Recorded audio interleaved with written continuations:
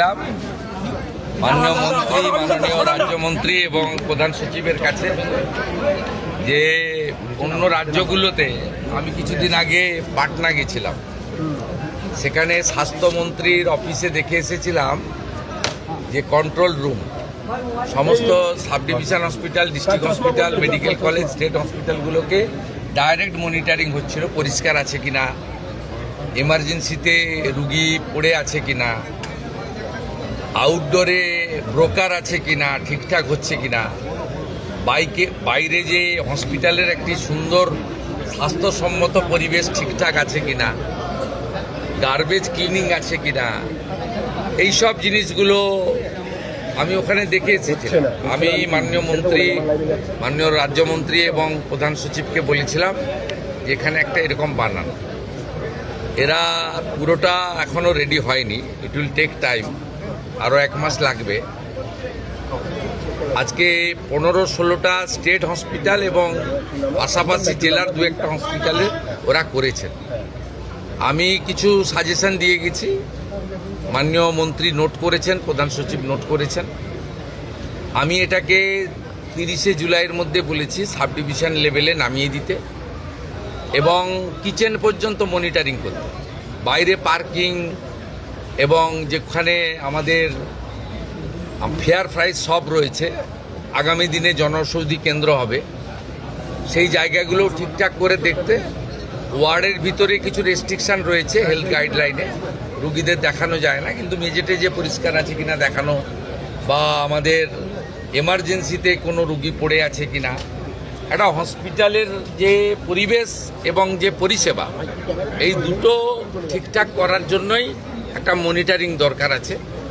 এটা তারা করতে পারবেন। আমি ইনিশিয়ালি স্টেট হসপিটালগুলোতে যেটা দেখেছি, আমার পরিচ্ছন্নতা দেখে ভালো লেগেছে এবং আউটডোরগুলোতে একটা সিস্টেমে ডিসিপ্লিন ওয়েতে কিউ মেনটেন করে যেভাবে এন্ট্রি হচ্ছে বা তাদের চিকিৎসা হচ্ছে, এটাও ইনিশিয়ালি ভালো লেগেছে। এবং এটা আপনাদের জেনে রাখা দরকার, এটা মাননীয় মুখ্যমন্ত্রী বা মন্ত্রীদ্বয়ের সাডেন ভিজিট ছিল। আমি 9:45-এ ইচ্ছা প্রকাশ করেছি, যেহেতু আমি কাছেই থাকি এখানে চিনার পার্কে, আমাকে নবান্ন যাওয়ার পথে আমি 9:45-এ জানিয়েছি, 11:05-এ এসেছি। আমি এনাদের কিছু ইনপুট দিয়েছি, কিছু ওনারা আমাকে ইনিশিয়ালি দেখিয়েছেন, গ্র্যাজুয়ালি ইমপ্রুভ করবে এবং পরিবেশটাও বদলে যাবে এই বিশ্বাস আমি রাখি। অফিসাররা, আধিকারিকরা দে আর ফুললি কম্পিটেন্ট, ইন্টেলিজেন্ট, ডাইনামিক। তাদের কাজ করার জন্য গাইড করা দরকার, নেসেসারি ফান্ড অ্যারেঞ্জমেন্ট করে দেওয়া দরকার, আর এনকারেজ করা দরকার। করবেন ওরা, আমার বিশ্বাস। কাজের যে মুক্ত পরিবেশ তারা পেয়েছে, চাপ মুক্ত হয়ে কাজ করছেন, আমাদের ইচ্ছাটা তারা বুঝতে পারছেন, ঠিকঠাক সব হয়ে যাবে, এটা আমার বিশ্বাস। আমি চাই আগামী দিনে 54 টাকা মাত্র 3 বেলা খাওয়ারে ছিল, 110 টাকা এই সরকার করে দিয়েছে। খারাপ খাওয়ার, দুপুরেও কুমড়ো, রাতেও কুমড়ো, কুমড়ো খারাপ নয়, আমরাও খাই, কিন্তু ওই যে বললাম এত নিম্নমানের খাওয়ার, এগুলো তো ওভারলুক করা হয়েছে। 17 সালে লাস্ট খাওয়ারের টাকা রিভাইজ করা হয়েছিল, 17 আজকে 26-এর অর্ধেক হয়ে গেছে, 27 সাল আসতে যাচ্ছে। এইটা আপনার বাড়িতেও তো জিনিসপত্র বাজারে কিনতে যান, সেই জিনিসপত্রের দাম বেড়েছে। এই প্র্যাকটিক্যাল থিঙ্কিংটা বিগত দিনে যারা পরিচালক ছিল তাদের ছিল না।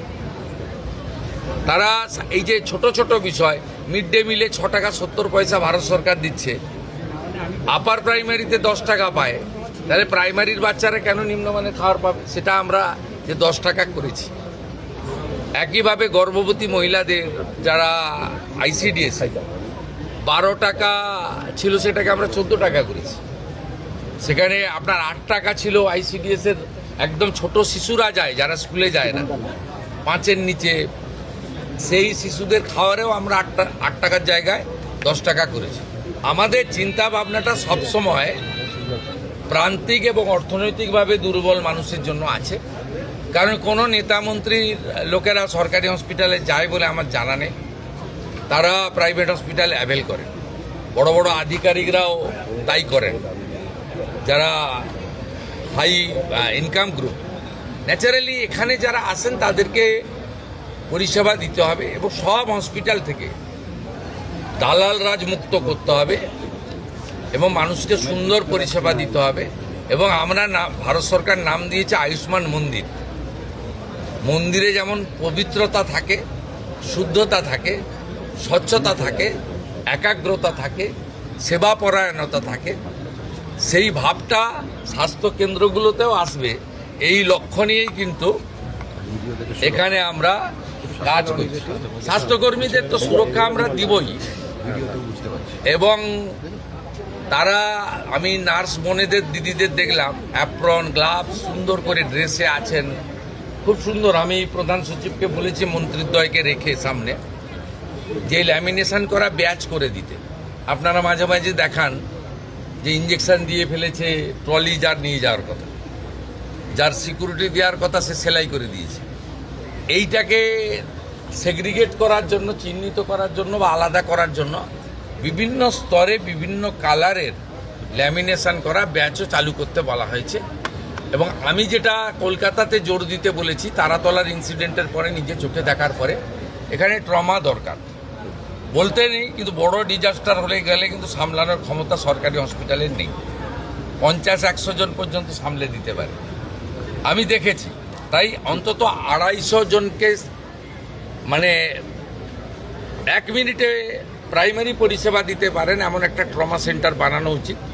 সেটা স্বাস্থ্যমন্ত্রী এবং প্রধান সচিব, তারা রাজ্যমন্ত্রী, তারা কথা বলে রেডি করবেন। জায়গা এনাফ আছে এখানে, হসপিটালগুলোতে বিশ্ববিদ্যালয়ের মতো জায়গা, প্রচুর জায়গা পড়ে রয়েছে। আমি বলেছি এই যে কাগজ পেতে বা কাপড় পেতে ব্যাগ মাথায় দিয়ে শুয়ে থাকেন, এদের হোটেলে থাকার পয়সা নেই বলে করেন, নিরুপায়। তা আপনারা পিছনে একটা জায়গা করে দিন, আমরা দরকার হলে ইউনিটে 25 লাখ টাকা করে দিয়ে দেবো। আপাতত আপনার পাইপের লোহার যেগুলো আছে সে সেট বানিয়ে ভালো করে মেজে দিয়ে একটা কমন ইউরিনাল ল্যাট্রিন দিয়ে ফ্যানের ব্যবস্থা করে এটাও করতে পারেন, এটাও আমরা বলেছি। বার্ন ইউনিটে আমরা একটু উইক আছি, এসএসকেএমে 60টা আছে, আরও কোয়ালিটি ইমপ্রুভ করতে হবে, আরও ভালো আমাদের ডক্টরবাবুদের দিতে হবে, মানে হাই স্কিল ডক্টরবাবুদেরকে বার্নের ক্ষেত্রে জোর দেওয়া দরকার রয়েছে। এই কিছু কিছু বিষয়ে এই 1.5-2 মাসে আমার যা অভিজ্ঞতা আছে বলেছি, এরা করতে পারবে, আমার বিশ্বাস রয়েছে। এসএসকেএম ইতিমধ্যে 100 বেড বাড়ানো হয়েছে, এখনও 300 শর্টফল হয় বলে আমার মনে হয়েছে। শর্টফল মিন্স কিছু রোগীকে তো কালকেই ওটি করা উচিত ছিল, 10 দিন পরে টাইম দিচ্ছে ক্যাপাসিটি কম থাকার জন্য। আমরা যদি আরও 200-250 সিট বাড়াতে পারি, 350 ছিল, আমরা আসার পরে 100 বাড়িয়েছি, 250 সিট পুজোর আগেই আরও বাড়ানোর ব্যবস্থা আমরা করছি। আইসিইউতে মাত্র 112 করে আছে, এটাও অন্তত 200 হওয়া উচিত। তাহলে আইসিইউ নিয়ে মানে ওজোর আপত্তি, অনুরোধ, বাধ্য হয়ে প্রাইভেট হসপিটালে যাওয়া, এটাও কমবে। এই অনেকগুলো আপনার ওই কন্ট্রোল রুমটা নিয়ে যাচ্ছে, এই কন্ট্রোল রুমটাকে লাইভ মনিটর এই জন্য করা হয়েছে যাতে কোনো দালাল, যাকে আজকে সকালে ওখানে দেখা গেছে, কাল সকালে দেখতে না পাওয়া যায়। এটা একটা বড় উদ্দেশ্য, কিন্তু ব্রোকারদের হাঁটানো। রুগী কখনো 2 দিন পর পর যাবে না ব্লাড টেস্ট করতে, রুগী কখনো আলট্রাসোনোগ্রাফি করতে পরপর 2 দিন যাবে না, তাহলে চিহ্নিত হয়ে যাবে একটা লোক যে সোমবার সকালেও দাঁড়িয়ে আছে, মঙ্গলবারও দাঁড়িয়ে আছে, বুধবারও দাঁড়িয়ে গেছে। আপনাদের আমি চলে যাওয়ার পরে এটা দেখুন ফুল পেজেড হয়নি, কিন্তু ইনিশিয়ালি এটা স্টার্ট হয়েছে, মানে মর্নিং শোজ দ্য ডে। আমি বলবো যে সুপ্রভাত, ভালো হবে। প্রাইভেট হাসপাতালে মিস্টার হেলথ মিনিস্টার বলেছিলেন যে একটা সিট রিজার্ভ রাখতে হবে, বেড রিজার্ভ রাখতে হবে, যেটা যারা দুর্বল মানুষ তাদের জন্য সংরক্ষণ। আপনাকে ক্ষেত্রে বলি শুনুন, ডাক্তারবাবু তখনও জয়েন করেননি ক্যাবিনেটে। আমি একটা মিটিং করেছিলাম এসএসকেএমে, সেখানে প্রধান সচিব সহ সকলকে আমি বলেছিলাম যে আমার জানা আছে, আমি দীর্ঘদিন ধরে এখানকার ল মেকার, পাবলিক রিপ্রেজেন্টেটিভ, আমার জানা আছে যারা বিগত সরকারের কাছ থেকে, মানে বিগত 15 বছর সরকার কোনো হসপিটাল প্রাইভেট করেনি, তার আগে যারা সরকার করেছেন বিধানচন্দ্র রায়ের সময় থেকে জ্যোতিবাবুর সময় পর্যন্ত যে জায়গা সরকার দিয়েছে, কেনা জায়গায় কিন্তু এগ্রিমেন্ট নেই, যে জায়গা সরকার দিয়েছে 1 টাকাতে, সেই টাকাতে পরিষ্কার লেখা ছিল যে 15% বেড তারা ফ্রিতে গরিব মানুষকে দেবে, কিন্তু এটা মেনটেন হতো না। আমি এই ইচ্ছা প্রকাশ করার পরে মাননীয় মন্ত্রী পরে যোগদান করেন ক্যাবিনেটে, হেলথ ডিপার্টমেন্টে, এবং মাননীয় রাষ্ট্রমন্ত্রী তারা আধিকারিকদের নিয়ে প্রাইভেট হসপিটালকে নিয়ে বসে 10% রাজি করিয়েছেন। কারা? আপনি যে হসপিটালের মালিক জমি কিনে করেছেন তার কাছে গিয়ে মানবিক কারণে দাবি করতে পারেন, কিন্তু অধিকার নয়। আপনার যাদের সরকারি জমিতে যাদের প্রাইভেট হসপিটাল তৈরি হয়েছে, দে আর বাউন্ড। ওরা ইনিশিয়ালি দেখুন 0 ছিল, 15% দেওয়া উচিত, 10% এগ্রি করেছে। It's a good. আস্তে আস্তে মানসিকতা হবে। আর আপনারা নিশ্চিন্তে থাকুন, আদানি গ্রুপ নিউ টাউনে একটি 2000 বেডের ইন্টারন্যাশনাল মানের হসপিটাল তৈরি করছে। ওনাদের সঙ্গে আমার এগ্রিমেন্ট কমপ্লিট হয়ে গেছে। 1000 বেড থাকবে গরিব মানুষের জন্য, আর 1000 বেড ওরা কমার্শিয়ালি ইউজ করবে। এবং আমার বিশ্বাস আগামী কয়েক মাসের মধ্যে ভূমি পূজন করে আমরা এই কাজ শুরু করে দিতে পারব। স্যার, সেবাশ্রয় নিয়ে অপরিসীম দুর্নীতির অভিযোগ, কোনো তদন্ত পুলিশ যে ধরনের তথ্য সহযোগিতা চাইবে, হেলথ ডিপার্টমেন্ট সেটা করতে বাধ্য। এবং এক্ষেত্রে হেলথের কিছু গাইডলাইন রয়েছে, সে গাইডলাইন মেনে করবে। এটা আমাদের কাজ নয়। ইনভেস্টিগেশন পুলিশ করছে। আর প্রধান সচিবকে আমি সামনে বলে যাচ্ছি, 2 মন্ত্রীর সামনে, যে ধরনের তথ্য তারা চাইবে কেউ লোকাবে না, সমস্ত তথ্য প্রপারলি রেডি করেছে, ফটোকপি তাদের দিয়ে দেবে।